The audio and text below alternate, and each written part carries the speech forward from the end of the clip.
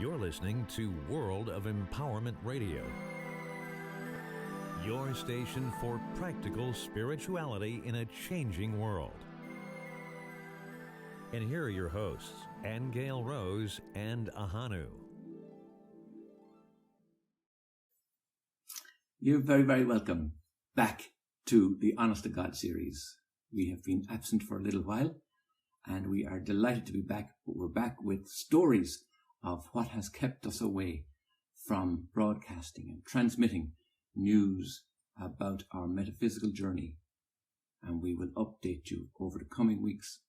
My name is Ahonu, and this is my lovely wife, Aingeal Rose. Good morning, everybody. And as everybody knows, in our old shows, our old Honest to God series shows, I always introduced the day by talking about the lovely San Diego weather. Is that correct? That's right. That's right. But I have to say, I can't announce the lovely San Diego weather the last 2 days because it has been freezing, actually, hasn't it? In fact, we were going to film this outdoors, and Ahonu was out there with my jacket, teeth chattering, and my little T-shirt. So we decided to come back indoors. He's dressed for Ireland. You see, he's got the layers. Got the layers on. Now it does warm up. I have to say, it does warm up. But we have seen extremes, Aingeal Rose. We have. We even had some snow the other day. We had some snow here in Southern California, and that really is a rarity. And it is an indication, of course, of what we've been saying for quite some time, that we are in earth changes. Make no mistake about it. And people are suffering extremes all over the world. We've spent many shows talking about that, and we're not going to talk too much about that now, except to say that we were outside. Now we're inside. We wanted to share with you the beautiful grounds that we're living on now. We're actually up in Fallbrook, Illinois, or Fallbrook, Canada. Where are you? Come back. Where am I? California. We left Chicago because it was cold. But you know, there actually is a Fallbrook, Illinois. Maybe that's why I keep saying it. Yes, absolutely. Okay, well, anyway, the last time we did a show was at our arrival in Ireland over the summertime, and in July, and we interviewed a lovely woman called Helen. What's her last name? Helen McDonald. I couldn't think, was it O'Donnell or McDonald? It was an absolutely wonderful interview too. And unfortunately, it was our last one for the time period. We didn't realize that at the time.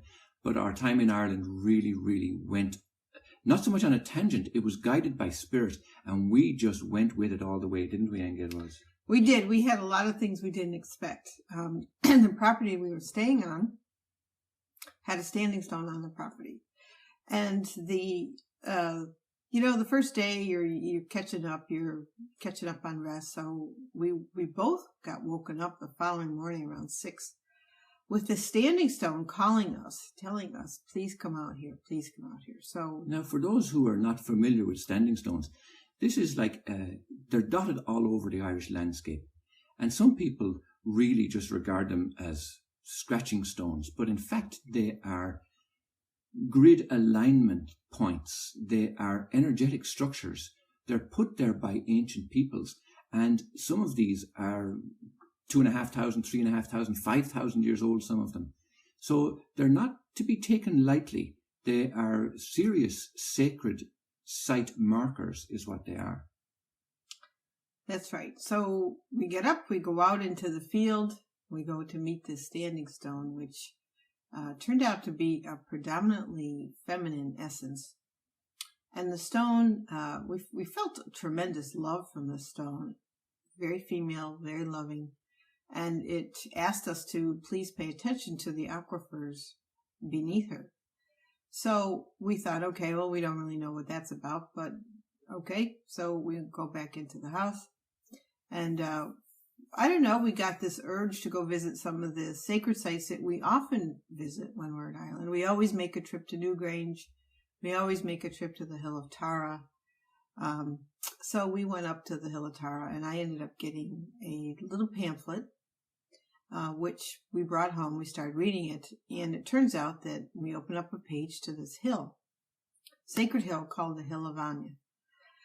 So we say, we have to go to this hill. It's not a well-known hill in the sense of not a whole lot of tourists go there each year. Okay? And why that was significant and important for us was because when we first met Aingeal Rose, you remember your given name was Gail Ann. So the Ann part of your name was very, very strong with me, coming from Ireland. And then, of course, we found that we transposed it simply because it made more sense to me that your name was Ann Gail instead of Gail Ann. And the Ann Gail then struck me very strong as being the Irish name for angel. And it is with that in mind that we jumped on the name of this hill called the Hill of Anya, which is the Hill of Anne, effectively. And we decided that it was very, very important for us to pursue that. And this was just an example of how we live our lives. We really, really take the indicators, the prompts from source, and we follow them. So we set off to visit the Hill of Anya. We did.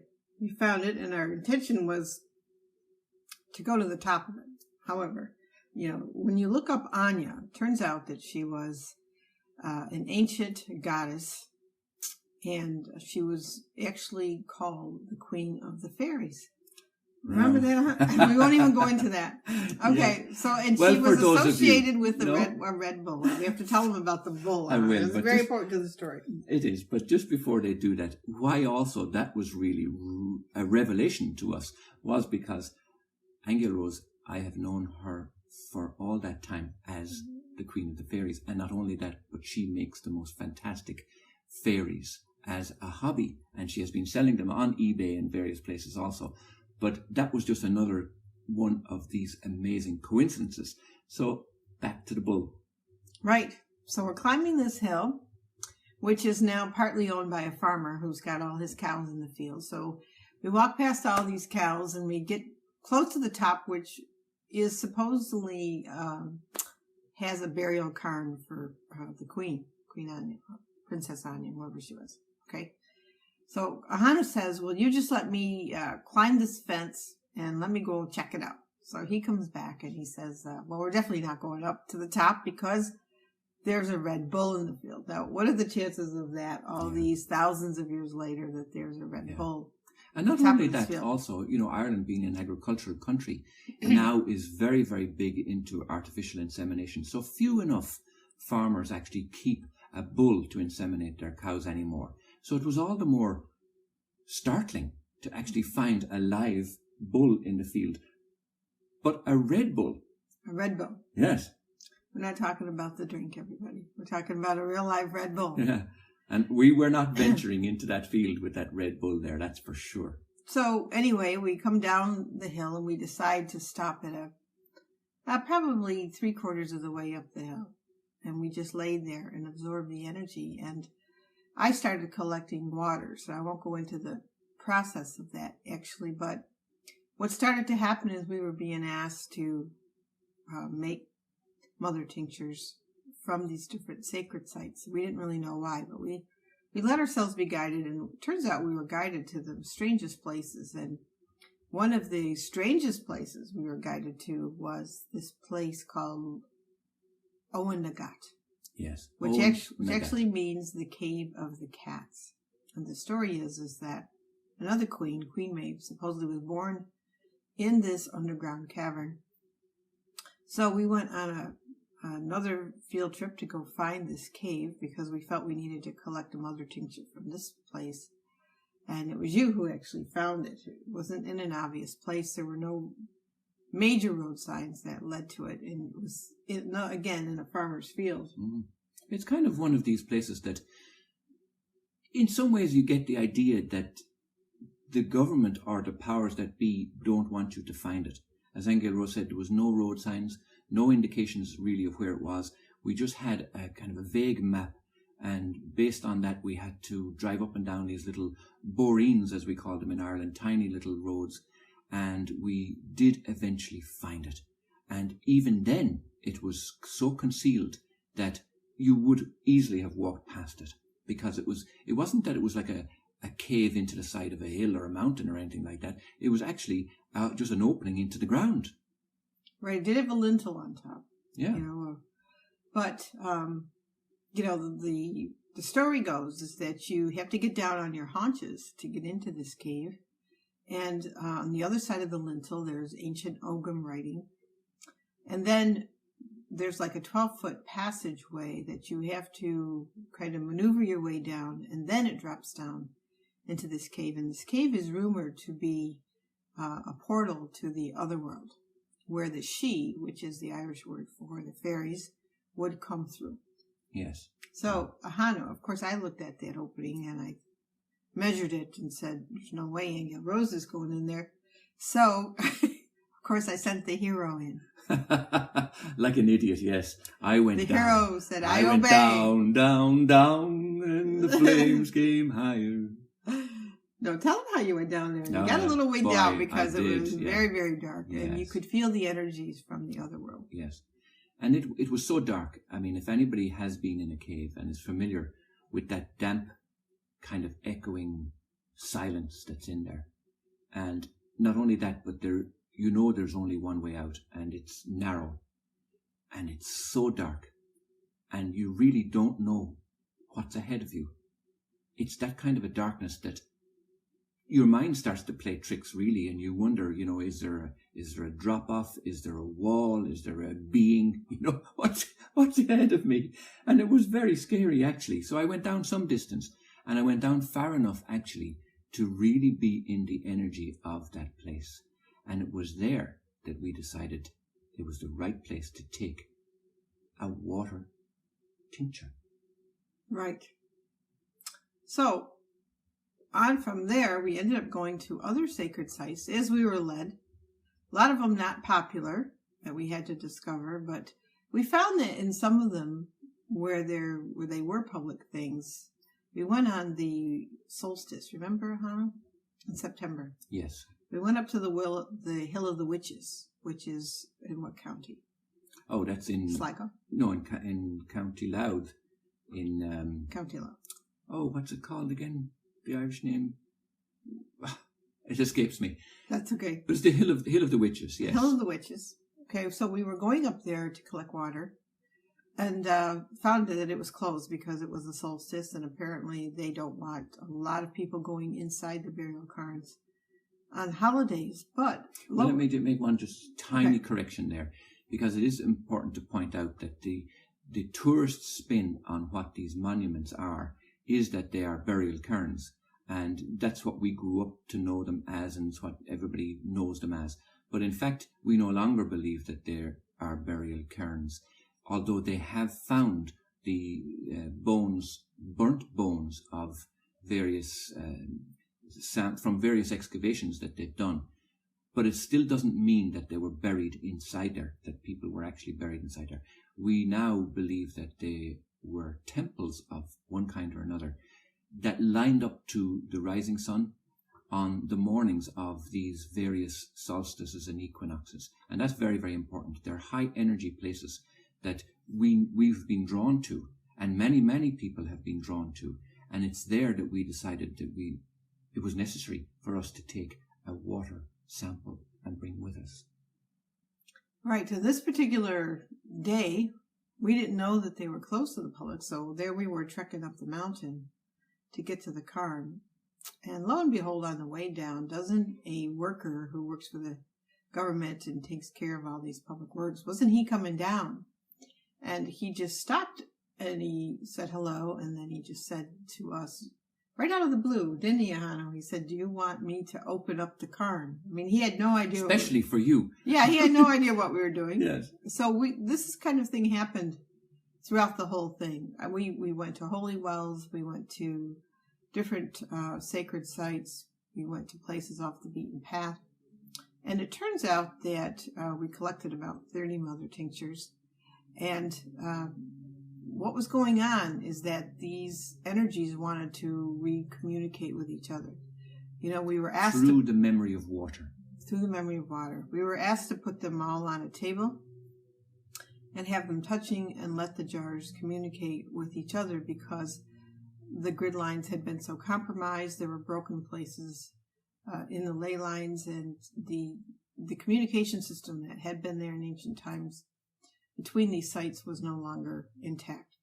So that took us probably a good 2 months out of our 3 months in Ireland to do this. And we were also asked to go to France. So there's lots of places we still need to go to continue this. We also taught classes in between. We taught how to read the Akashic records. We taught the psychic surgery course. We did a transformational writing course. So in between, we did spirit art. We did spirit art. Yeah. So in between the teaching, we were out collecting waters, which oftentimes took us, great distances around Ireland, where we had to spend the night and trek up mountains and all that. So we didn't really have time to prepare our show, prepare radios, get guests on. Now, what we know now is we're back in the United States. We are back in California. It took us a few months to find the right place to live because it really wasn't ready for us when we did arrive back in November. So we had time spending time with my daughter, my granddaughter. So here we are now. We're settled in Fallbrook.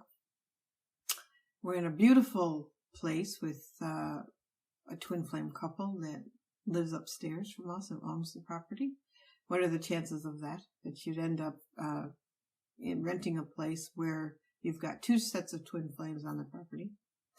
Beautiful grounds, fire pit down below, which is where we were going to record our show today, but it was too cold. But like I say, Ahonu's teeth were chattering. Okay, so here we're back. We're starting up the new show. Hopefully we'll be able to do them every Saturday, once again, like we used to, at 10 o'clock Pacific time. We do have a couple guests lined up already, which hopefully will start us off with a bang, Ahonu. And this might be interrupted, though. We do have to say this. We are still on this journey to collect waters around the United States as well.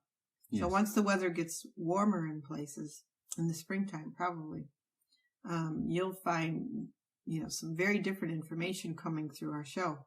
I do have to also say, though, that when we were collecting the waters in Ireland, Ahonu did take videos of all the places, and we will be stitching those together or hiring somebody to do that for us so that you can actually see the journey we went on in Ireland and these incredible places. Yeah, and it will take the form of almost like a documentary because it really did track our unfolding journey and our unfolding realizations as we went along, because that was very much what it was like. We just trusted that what we were doing was the right thing and where we were going was the right place. And lo and behold, it always was. It was quite amazing. So do look forward to those videos being released. In this coming year, we will most certainly get to it. As I say, as Aingeal Rose said too, that we've had a lot of interruptions, but now we are back. And in the past, we've interviewed shamans and authors and artists and doctors and teachers and psychotherapists and pilgrim leaders, gurus, numerologists, druids, all kinds of people. And we are looking forward really, really very much to having you with us on our journey as we interview people, pioneers, inventors, new thinkers. Controversial people. And controversial ideas too, because this is where we're at, this is where we're going, and we would love you to join us. So the invitation is open. Please do contact us, and you'll get us through Aingeal Rose's website, which is aingealrose.com, and let me spell it. I did explain the name, but it's AINGEALROSE.com. So the full email address is aingealrose@aingealrose.com. And of course, you'll also always get us on worldofempowerment.com. So we do look forward to having you with us and to joining us on what will be an unfolding and exciting journey in the weeks and months ahead. Right, Ahonu. So this is true. So onward. So even though it looks like we've disappeared, we only disappeared into the fairy world for a limited period of time. So we are back, and like Ahonu said, we look forward to interacting and communicating with you once again. Thank you, and talk soon. Bye.